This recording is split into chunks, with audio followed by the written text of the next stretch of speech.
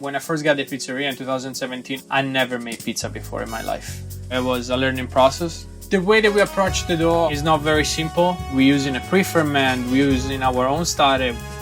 Dough is like us. Some days you have a headache, some days you don't want to go to work.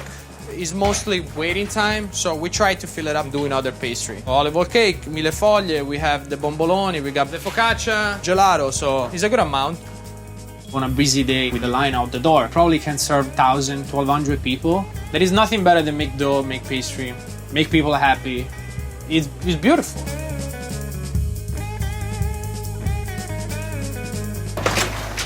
Buongiorno ragazzi, I'm Massimo. I'm the dough man here at L'Industrie, and today we're gonna make some dough. Welcome in. It's already late. Let's go, guys. This is my beautiful shop. This is Teo, Riccardo, Alex, and Gabriele. We usually get here in the morning at 5:30 to do all the production, but it's 6:15, guys. Let's go make some focaccia. Okay, guys, let's go. This is our pre-ferment we usually use for the focaccia. It's called biga. Make it the afternoon of the day before. Flour, 45% of water, and 1% of yeast. You have to do more step when you work with the pre-ferment, but the flavor profile of the dough is totally different. You definitely have a better result. You can smell the alcoholic fermentation of the biga. If you're using a biga, you're gonna have a dough that is a little bit more tight and you have more structure. That's why it's better if you use it with focaccia or bread. With this one, we're gonna make pizza and pala. We're gonna do 2 focaccia. Love to do sandwich with this one. We have to add more flour now. So let's go. In our focaccia, we usually use some whole wheat. We're just gonna use like a 1% of sugar inside. The yeast inside the pre-ferment is very weak, so you wanna add something to kind of like wake up, you know? It's like an espresso for humans, you know? We're gonna add some fresh yeast. We can start mixing the flour.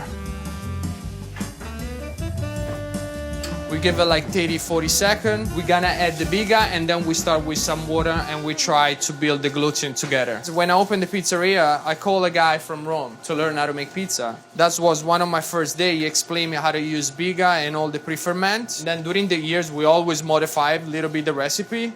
I wanna just show you like how the dough is different right now. You see how the gluten is ready to accept the salt now. When you go with the salt and water, all the dough breaks apart and then it comes together. Listen to classic music, this one. The sounds of the dough slapping inside the mixer is very relaxing. Buongiorno, son! I'm a morning guy, so I love come here when it's dark outside. It's the best part of the day, I feel.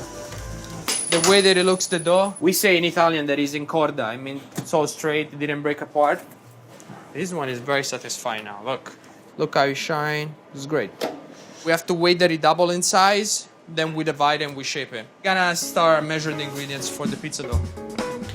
Who's that? Spider-Man. This is Spider, the movie, you know, the family. And then I have always Santo Andrea Pirlo, always watching us, you know, when we make dough. This is the maestro, this is the real maestro. I'm a big soccer fan. How many Polish we have, Ale? 3.5. So we know already that this morning we have 3.5 pre-ferment inside the proofer. Polish is the liquid pre-ferment we use for our pizza. With the Polish, you're able to get more extensibility in the dough, so it's easy to stretch the pizza, right? So we have to measure all the ingredients to basically make 175 dough. So first steps, we're gonna measure some 00 flour. It's gonna be 35 kilo. I moved here in 2014 from Italy, and the reason why I moved here was to play soccer. I didn't do that great, so I started working in a restaurant. I never made pizza before in my life, or never worked into a kitchen. The first months too, it was terrible. I remember I didn't know how to do nothing, zero. But I figured it out with time. Pizza is pizza. The difference is the temperature that we bake it. I don't understand all this New York culture. They say, oh, this is New York style, this is Roman style, this is Neapolitan style. With this dough, I can definitely make Neapolitan style. If I go into baking in an oven that is 450 Celsius, you know, you make Neapolitan style. The way we bake here is around 340. We do everything in Celsius here. I don't understand Fahrenheit. I don't understand pounds. I think the measure here in America, they're very like, I don't know why you guys, you want to complicate your life. Do everything in grams. Do everything like in centimeter. It's so easy. Gabri, how many flour do you think we order per a week? What is it, 2,000 pounds a week? Even more. Next step, we're gonna create an autolyse. Autolyse in Italian. The autolyse is you go in with like 60% of water, you mix it for a couple of minutes, and you let it sit for an hour. You're gonna have a better structure in the dough later on. This is a water meter. It helps me to get the right temperature of the water. My flour right now is at 22, so you probably wanna go higher than 25. It's gonna help the fermentation.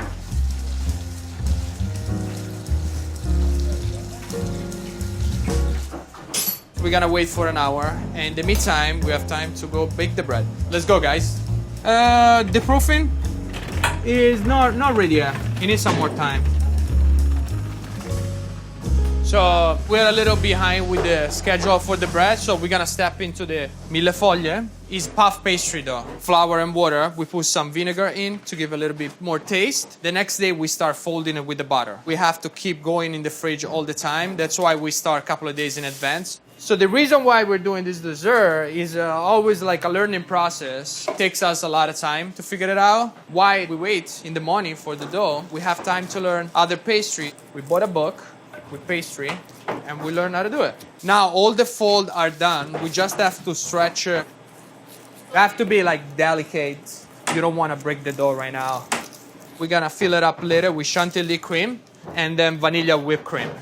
It's gonna grow and you're gonna be able to see all the layers. And it's gonna be crunchy and soft at the same time. How do you call this one? I don't even know the name. How do you call it? Poker.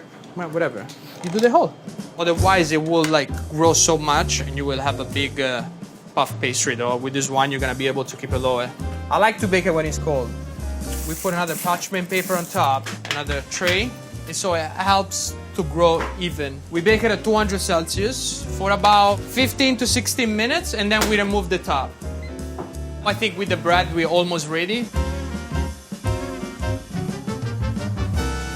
My partner Nick is a daily guy. When they're coming at 11, we make sandwich with this stuff. And we change sandwich every day. It really depends what we got every morning at the shop. This is our simple pizza dough. We fold it in the morning and we make as a hero. I want to make sure that it's not sticking the board. So I give it a little flip-flop like that. Again, pizza is bread. It's the same. You know, you just have to top it with good ingredients. We're gonna leave it out for like 10 minutes so it helps to create the skin and it's gonna be easy to cut off. So now, before we go with the bread, our beautiful olive oil cake is ready. This is one of our best seller here at the shop.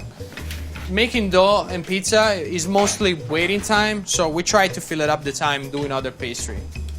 We will do 40 olive oil cake, gelato, 200, 300 serve a day, 50 brioche when it's busy. It's a good amount of pastry for the pizzeria. You want to first just have a little cap, and then you want to go under the skin.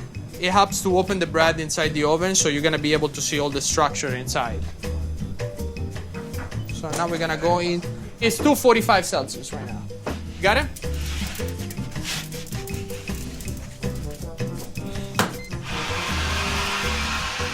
The steam helps to open up the bread and to have a golden crust. It's an amazing oven. It's a Moretti electric. We're able to change the temperature up and down so we can do a lot of different products. So you see, you have a stone here, you have the element on top. You also have an element in the bottom of the stone. So with these two, you're able to really control the temperature. You need to have an oven that at least holds like 300 Celsius. It's more important how it keeps the temperature, and I feel with this oven we can keep up. You see the crust is start to get that gold color in the back. So we're gonna open the valve. So all the steam is gonna go outside and it's gonna dry out the product. In the back, it's always more hot.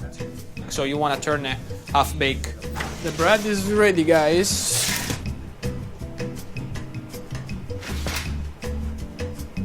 This one opened really good. It was a good cut.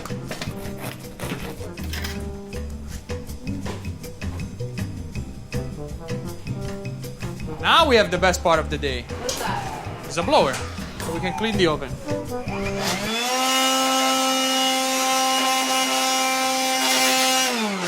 I mean, why not? So now we divide the focaccia. This is the batch of the focaccia that we made it before. That is double up in size, so we can divide it. So We spread our scallop with semolina. With this one, we're gonna make pizza and pala. So the flat focaccia that we bake it right into the stone. This is what we do it. Flip it. So it's about 800. Going like this, boom. Now we're gonna cut some farcita. Farcita is the pizza that they do in Rome in the pan, and they bake it one on top of the other one. We're gonna have 3 focaccia. We're gonna do 2 farcita. Now I'll give you the form to the focaccia right now. Want to give it a rectangular long form so it's easy later to stretch it. Want to close the door and then put it in the bottom so it actually stay closed, you know. It's very important to close the door. This one is gonna go in the proofer for the last fermentation. It's 9 a.m. now, we're very behind, but I'm gonna clean the station and we're gonna go finish the pizza dough. We're trying to get ready with all the ingredients, guys. We measured the olive oil, we already measured the salt, the pre-ferment is ready, we double up in size. Overnight, the gross is made from 4 kilo flour and 4 kilo water. And you can see that it's ready when it starts to fill down in the middle. Look, now it's perfect to use it. We're gonna put inside the polish now. You give it time basically to flour to absorb the water. The polish, this one is created with the fresh yeast. Guys, can you remove the tray of the millefoglie? Yeah, the 60 minutes are done. So he's gonna remove the tray and we're gonna put some sugar so it caramelizes. Okay, the last polish. That one is the starter that is probably like 5-6 years old. This is the sourdough starter. We created here in the pizzeria. This is more for like a flavor profile. I want to taste a little bit of sour in my pizza, you know, but not too much. That's why we only use a 5% of this. Now we're going to mix.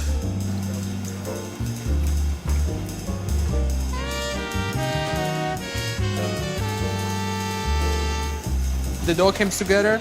Now my next step is adding the salt. It looks a lot, but it's 3% of the amount of the flours. Help it with some water.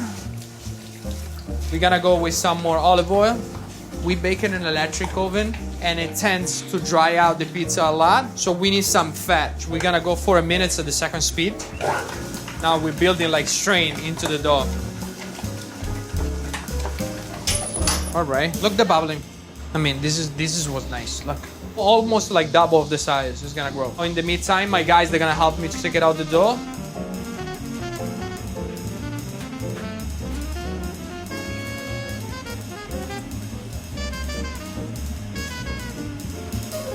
It's about 10 a.m. We're gonna go make some gelato.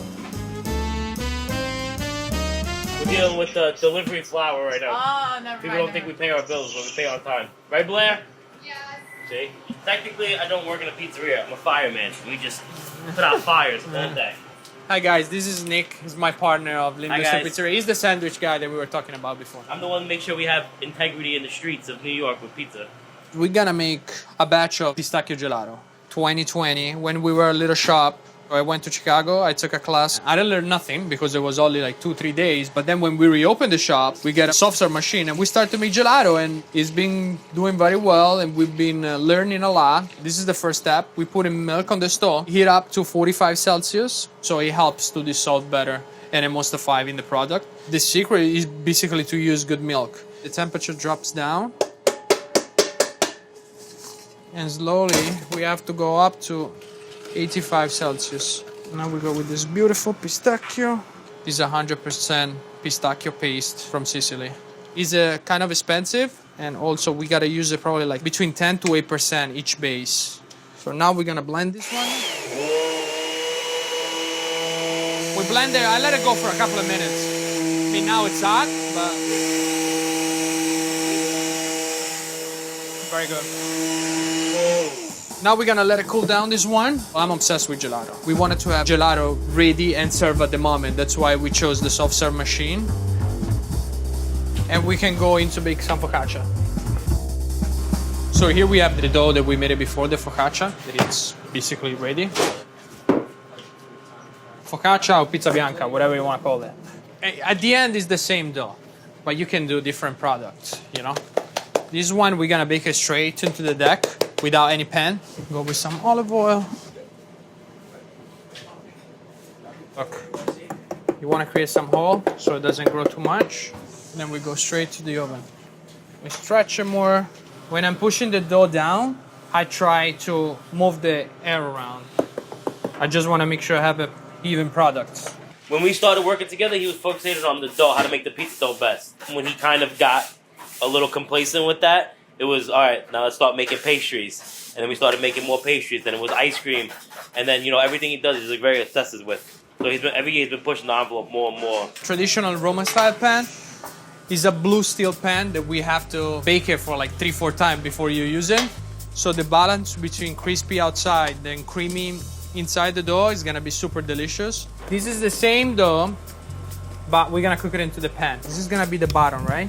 If you let it relax for a second, it's gonna be easy to stretch. And you bring the dough into the corner. Olive oil around.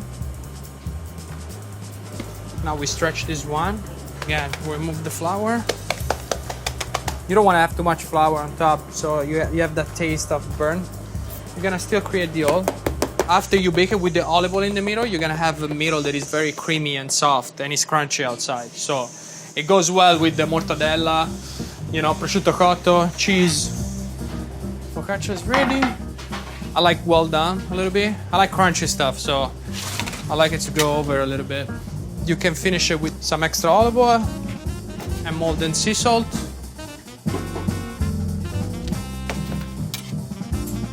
It's very hot. So now I'm gonna cut the middle. That's what we're trying to do. You see the middle, how it's like buttery and soft? Let's finish this one with some mortadella when you can. Changing again the temperature of the oven so we can start make pizza later.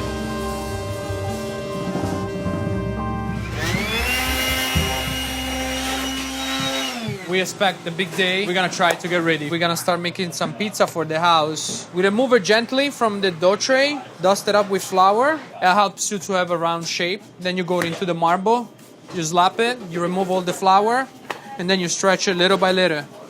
You have to be gentle. The gravity helps to stretch the dough itself. This one is probably about like 17, 16 inch. And then after you add the ingredients, the tomato and the cheese, you can even stretch more. 1 full spoon. You see, we spread the tomato, like we leave a little bit. I like the cornicione, the cross. Grande mozzarella from Wisconsin. You don't want a cheese that is a lot of milk inside. It has to be low moisture because you have a long bake. It's gonna be soggy on the pizza, basically. I don't like to go super heavy with the cheese. With too much cheese, you kind of like cover the quality of the pizza. Yeah, the way we make pizza is almost like a gourmet station. Here, no toppings, just someone focusing on making the best pie they can make. And when it comes out of the oven, the guys will cut it, put the toppings on there, reheat it, and then when it comes out, garnish it post-bake. We do that so it stirs the quality. Like you don't want a pepperoni pie that's been sitting out all day, right? And the best part about it, we never have waste. We're only making what we need. You see, when I say not too much cheese, that's what I like, the caramelization of the cheese and the tomato. It's crispy and juicy at the same time. Yeah. The baking time here at 340 is about 5 minutes. We're gonna get probably around 10 pies right now. Between 6, 7 red. We're gonna have 1, 2 white, enough to start the day. And then we go little by little with the flow, depending how it's busy. So guys, door is open, 12 o'clock. We don't have that much space, so unfortunately I have to kick you out. But thank you so much for joining me today.